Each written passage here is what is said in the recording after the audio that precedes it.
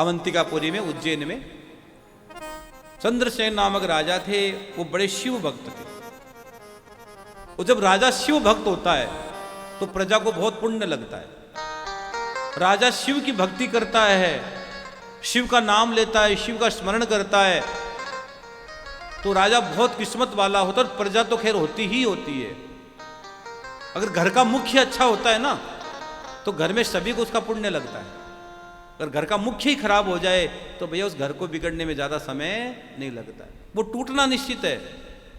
और घर का मुख्य अगर अच्छा इंसान हो, भगवान का भजनानंदी हो, गोविंद की सेवा करने वाला हो, तो घर टूटेगा नहीं। जिसकी नैया श्याम भरोसे डोल सकते लेकिन डूब नहीं सकती है। डोल तो सकती है कई बार, लेकिन डूबना मुश्किल है उसका। तो चंद्रसेन परम शिव भक्त थे। उनकी शिव महापुराण में लिखा है, शिव के प्रधान पार्षदों में सर्वलोक वंदित मणिभद्र जी से उनकी मित्रता हुई। दोनों सखा थे। एक समय राजा ने प्रसन्न होकर एक चिंतामणि नामक मणि दे दी। किनको? चंद्रसेन को। और चिंतामणि के प्रभाव से हर ओर राजा चंद्रसेन का यश फैल गया, हर ओर उनके राज्य में आनंद हो गया। वो चिंतामणि मणि हर समय उनके जीवन को खूब सुख शांति समृद्धि वैभव ऐश्वर्य प्रदान करती। और चारों ओर उनका साम्राज्य जब फैल गया तो आसपास के जो लोग थे और राजा थे, सबके मन में विद्रोह उत्पन्न हो गया कि हमको किसी तरह सब मिलकर चंद्रसेन को मार देंगे और मार कर ये जो राज्य है अपने पास ले लेंगे। और राज्य के साथ इसके पास जो मणि है वो मणि भी हम ले लेंगे, ये मणि भी हम ले लेंगे। अब आदमी खुद जो कुछ नहीं कर सकता है तो दूसरे से फिर विरोध करता है। आदमी की सबसे बड़ी बुरी आदत क्या है? अरे भैया तेरे पास भी 2 हाथ पैर है, उसके पास ही है, तू कुछ नहीं कर पा रहा है तो चलो विरोध ही कर दो। नहीं रे, भोगना पड़ेगा। अगर तूने किसी का विरोध किया बेमतलब तो भोगना पड़ेगा, तैयार रहे ना। उसकी लाठी में आवाज नहीं होती, पड़ेगी तो पक्की। हो सकता है एक बार तो किसी साधक को, किसी भगवान के भजनानंदी को विचलित कर सकता है, लेकिन वापस लौट के लाठी जब आएगी ना तो तेरा कुछ नहीं होगा। उस समय तेरा जीवन नरक बन जाएगा, तेरा जीवन नारकीय बन जाएगा। तो कभी भी किसी भजनानंदी को और किसी को भी जीवन में बेमतलब परेशान मत करना, किसी को भी। क्योंकि हंस संस्कृत किया गया पाप रो रो के भोगना पड़ता है, और हाथों से लगाई गई गांठों के दिन दांतों से खोलना पड़ता है। इसलिए पाप कर्म से बचो बचो बचो। तो सबने मिलकर आक्रमण कर दिया, राजा के उज्जैन पर आक्रमण कर दिया। आक्रमण हो गया और राजा पता है क्या कर रहे हैं? राजा शाम के समय शिव के मंदिर के पास चले गए, महाकाल के पास चले गए और महाकाल राजा के पास जाकर सेवा करने लगे। ओम नमः शिवाय, ओम नमः शिवाय का जाप करने लगे। शत्रुओं ने घेर रखा है। देखो कितना आनंद है, ये भक्ति का कितना पुण्य है कि शत्रुओं ने राजा को घेर रखा है और राजा शिव के मंदिर में जाकर भजन कर रहा है। ये होता भरोसा, ये होता विश्वास। तुलसीदास जी ने लिखा है ना, बिनु विश्वास भक्ति नहीं होई। बगैर विश्वास के कभी भक्ति पुष्ट नहीं होती है भैया। भरोसा तो रखना पड़ेगा आपको। राजा शिव की पूजा कर रहे हैं, ध्यान कर रहे हैं शिव का। और उसी समय एक विधवा ग्वालिन रहती थी उज्जैन में, विधवा ग्वालिन, और उनका 5 साल का बच्चा। बस उस समय राजा पूजन कर रहे थे, घूमते घूमते वहां आ गए और छोटे से 5 साल के उस विधवा ग्वालिन के 5 साल के बच्चे ने राजा चंद्रसेन को शिव की पूजा करते हुए देख लिया। राजा पूजन कर रहे थे, सब चीज सामग्री चढ़ा रहे थे, और वो छोटे से 5 वर्ष के बच्चे ने वो पूजा करते हुए देख ली। और उनके उसी समय मन में विचार आया, मैं भी शिव की पूजा करूंगा। ये छोटे छोटे बच्चे जैसा आप करते हो वैसा बच्चे करते हैं। अगर आप बच्चों को वास्तव में राम बनाना चाहते हो तो बना सकते हो, रावण बनाना चाहते हो तो आप बना सकते हो, ये आपकी मर्जी है। छोटे छोटे बच्चे घर में आप जैसे करते हो वैसा करते हैं, बच्चों का नियम है।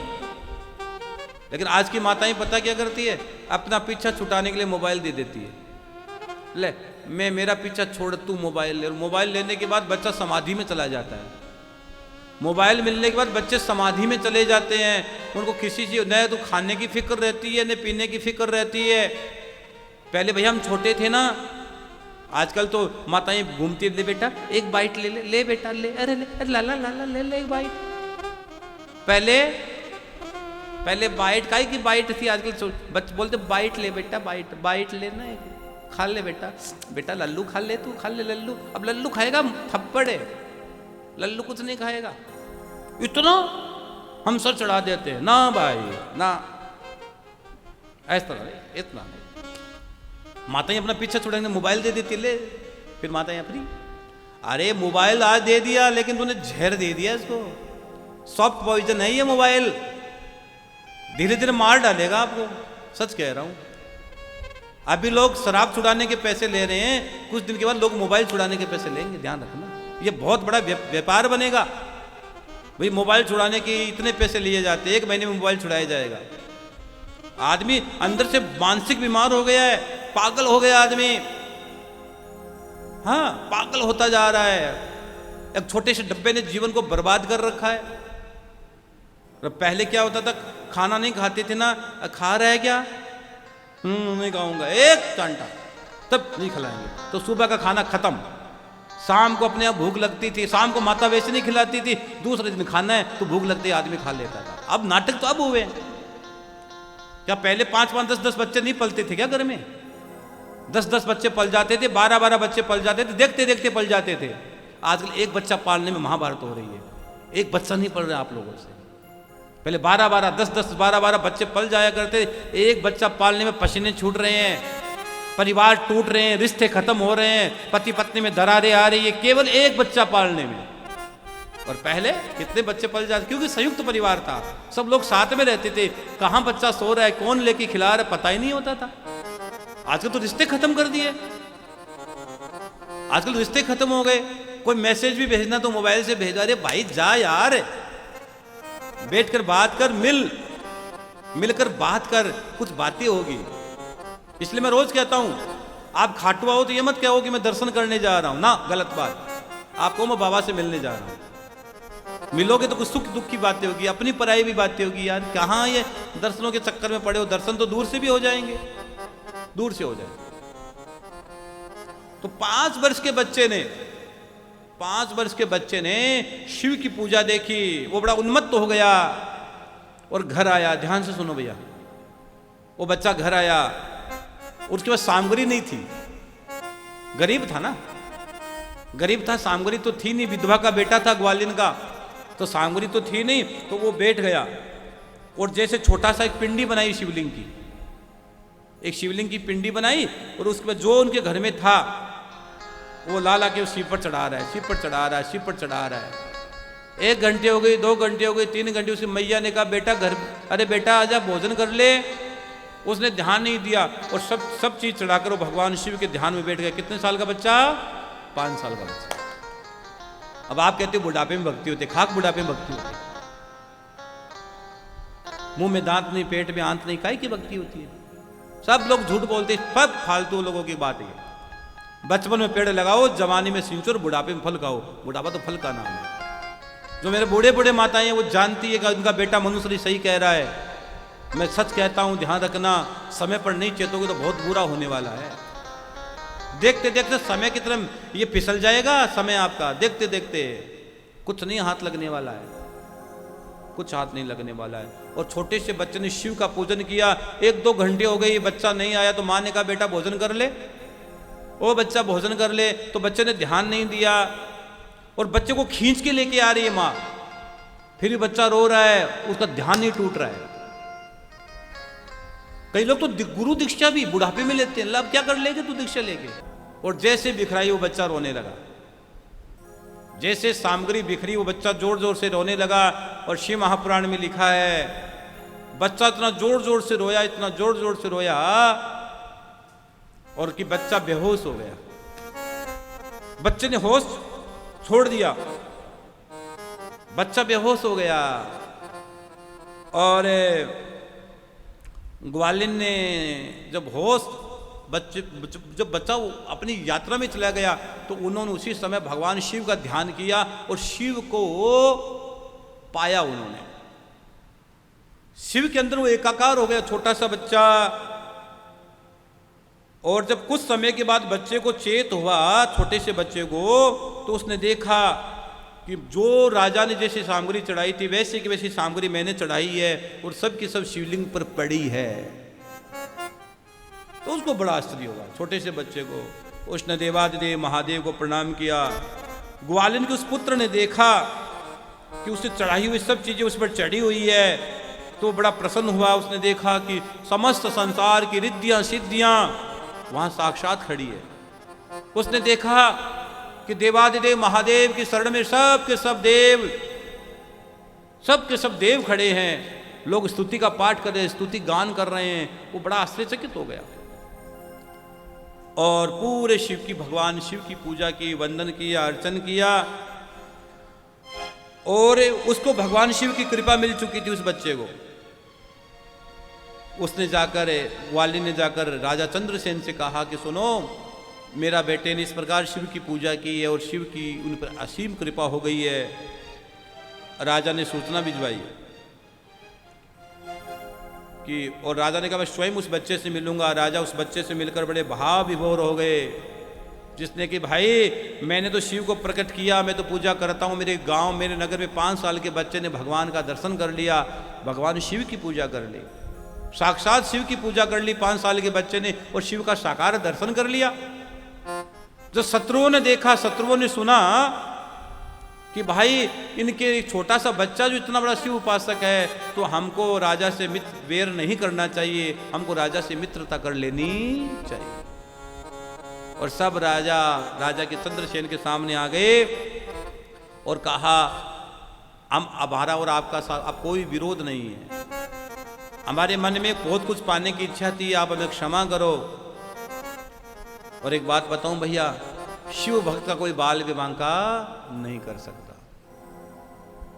राजा चंद्रसेन ने कहा ठीक है, सबको क्षमा किया। और राजा ने उस छोटे से बालक को कहा सुनो, यहां बहुत सारे गोप रहते हैं, उन सब का तुमको मैं राजा बना देता हूं। तो छोटे से बच्चे को राजा बना दिया, सभी गोपों को। और उसी समय सभी देवताओं के मध्य और सभी राजाओं के मध्य स्वयं हनुमान जी प्रकट हो गए, स्वयं हनुमान जी प्रकट हो गए। और उनके आते ही सब राजा बड़े वेग से उठकर उनका सम्मान किया। सभी ने राजा ने मिलकर, चंद्रसेन ने भी देवादिदेव महादेव के चरणों में प्रणाम किया और स्वयं हनुमान जी को वंदन किया, प्रणाम किया। और छोटे से बच्चे को हनुमान जी ने अपने हृदय से लगाया और कहा सुनो हे राजाओं, तुम सब लोग तथा दूसरे देहधारी भी मेरी बात सुने, इसमें तुम लोगों का भला होगा। भगवान शिव के सिवा देहधारियों के लिए दूसरी कोई गति नहीं है, ये सौभाग्य की बात है। और ये जो बच्चा है, ये बच्चा इसकी वंश परंपरा के अंतर्गत 8वीं पीढ़ी में महायशस्वी नंद उत्पन्न होंगे, जिसके यहाँ साक्षात भगवान नारायण प्रकट होंगे। इसकी वंश परंपरा में स्वयं आएंगे, केवल शिव की पूजा करने मात्र से। इनकी वंश परंपरा में स्वयं भगवान कृष्ण का प्राकट्य होगा और इसका नाम आज से होगा श्रीकर। तो बच्चे का नाम हो गया श्रीकर। छोटे से बच्चे को हनुमान जी ने नाम दिया श्रीकर। इसलिए भैया जो भी देव महादेव की पूजन करते हैं, जो भी भगवान शिव का पूजन करते हैं, यजन करते हैं, भजन करते हैं, देवादिदेव महादेव उनकी समस्त कामनाओं की पूर्ति कर देते हैं। राजा चंद्रसेन को भगवान शिव का अनंत वरदान प्राप्त है। और वो श्रीकर हनुमान जी को प्रणाम किया। हनुमान जी सब राजाओं को और सबको अपना आशीर्वाद देकर वहां से अंतर्ध्यान हो गए। और श्रीकर ने देवादिदेव महादेव का पूजन किया, अर्चन किया और नित्य महादेव की सेवा में वो लगे रहे, नित्य महादेव की सेवा में लगे रहे। हाँ भैया, जिसकी जटाओं में गंगा की धार है, ऐसे हमारे महाकाल सरकार है, ऐसे हमारी महाकाल सरकार है। जिनकी जटाओं में गंगा की धार, जिनके गले में मुंडों की मार, बड़े ही निराले हैं मेरे भोले बाबा, बड़े ही निराले हैं मेरे भोले बाबा। जिनकी जटाओं में गंगा की धार, जिनके गले में मुंडों की मार, बड़े ही निराले हैं मेरे भोले बाबा, बड़े ही निराले हैं मेरे भोले बाबा।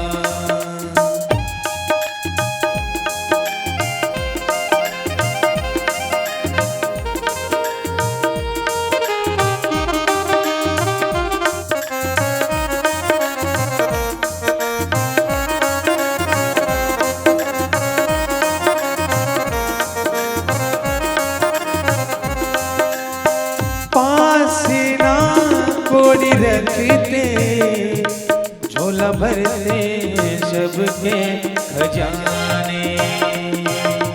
पासीना कोड़ी रखते, झोला भरते सबके खजाने।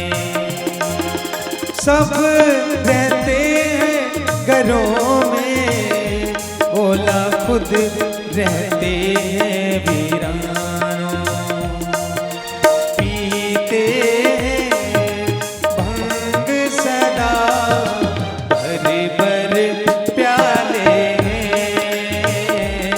मेरे भोले बाबा, बड़े ही निराले मेरे भोले बाबा। जिनकी जटाओं में गंगा की धार, जिनके गले में मुंडों की मार, बड़े ही निराले हैं मेरे भोले बाबा, बड़े ही निराले हैं मेरे भोले बाबा।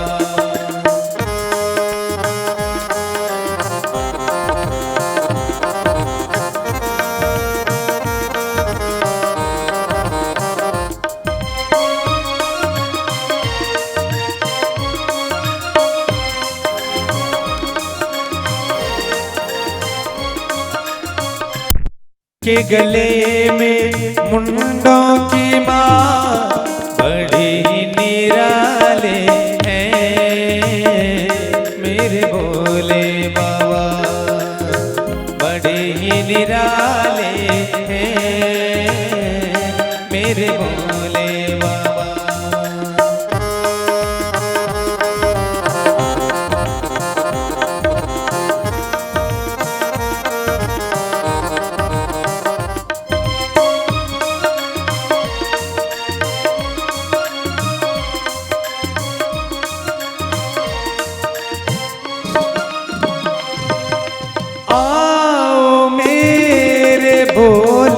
बोले महाकालेश्वर भगवान की जय हो।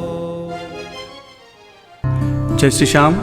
आप सभी श्याम प्रेमियों से नम्र निवेदन है कि पूज्य महाराज श्री जी का YouTube चैनल मनुश्री जी महाराज रतनगढ़ वाले को सर्च करें, सब्सक्राइब करें, शेयर करें, बेल आइकन दबाएं, ताकि महाराज श्री जी की वाणी जन जन तक पहुँचे और सभी को उसका लाभ प्राप्त हो। जय श्री श्याम।